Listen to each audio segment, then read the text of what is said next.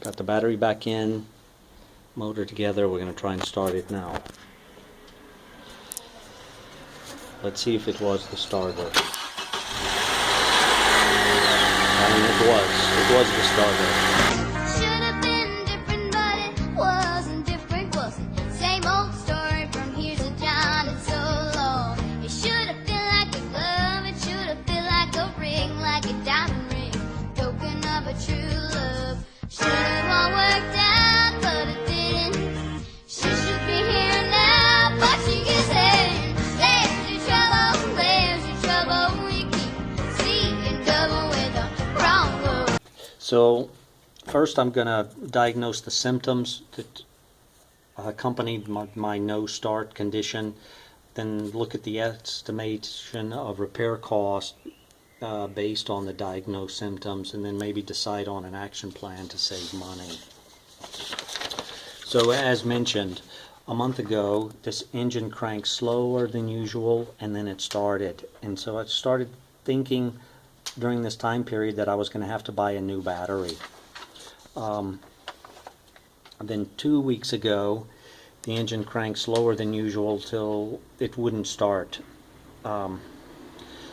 So thinking that my battery was dead, I got another car and attached battery cables on it between my car and the other car, and the first time it didn't crank, and it sounded exactly as if there were no jumper cables attached to it. And then second time the same symptom, then the third time it cranked, and so the person who was there said, oh, definitely a bad battery. And so that I thought, well, yeah, it works with jumper cables, it doesn't work without, so it must be the battery. So I bought a new battery and I put that in the car, and it worked for 2 or 3 starts, and then the same symptoms came back, and I thought, wow, so now we're talking about some real money. This car has 70,000 miles on it. It's 9 years old. So I'm thinking maybe it needs a new starter. And then I take a look at YouTube and I see that the starter on this car is located in a very difficult position. And it takes a long time to take the starter off. And I thought, well, before I take the starter off, let me go through some diagnostics. And I would suggest that you go through these diagnostics very carefully before you take the starter off, because it's not trivial to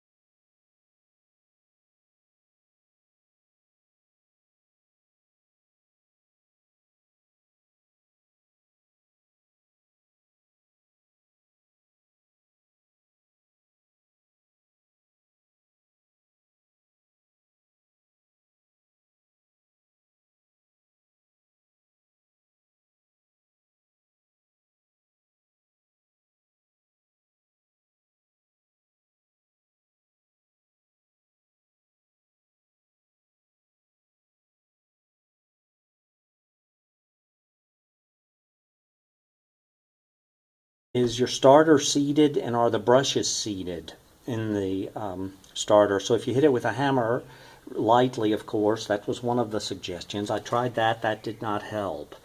Then we're looking at the possibility of voltage drop across the cabling between the battery and the starter. Now the problem, and I could not do that on this car because the starter is located in a position where it's very difficult to get to, and I couldn't get to the solenoid attachment terminal, so I just tried to figure out another way to do that. And one suggestion that I came up with was doing a voltage drop test across the positive and negative terminals.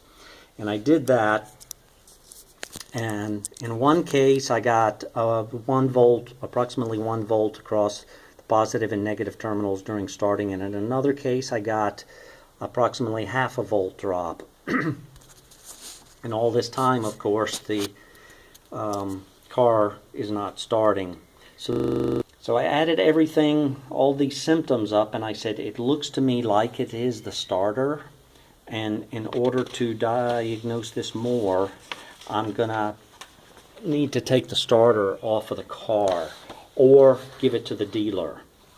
And so I made a little list. The first time I made this list, it was in my head. If you get the tow truck out here and take the car to the dealer, it can be expensive, anywhere $150 to $1,000, depending upon what it is. But the tow truck here to the dealer would cost at least $150. So that's the starting price. Then you would add these other components up.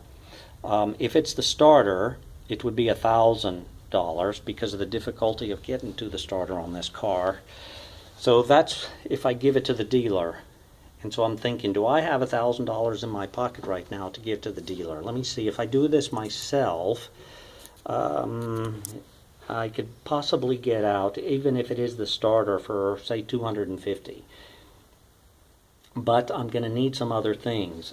So I looked at the videos, and one of the things that they don't mention, and I'll get into that in a minute, is the antifreeze coolant that's going to come out when you get into this process. So I thought, gosh, there's a couple of things that have not been mentioned in replacing the starter that can cost some people some money. So let me see if I can do my first YouTube video and outline these things, because we're talking about a lot of money here between doing it yourself and getting a dealer to do it.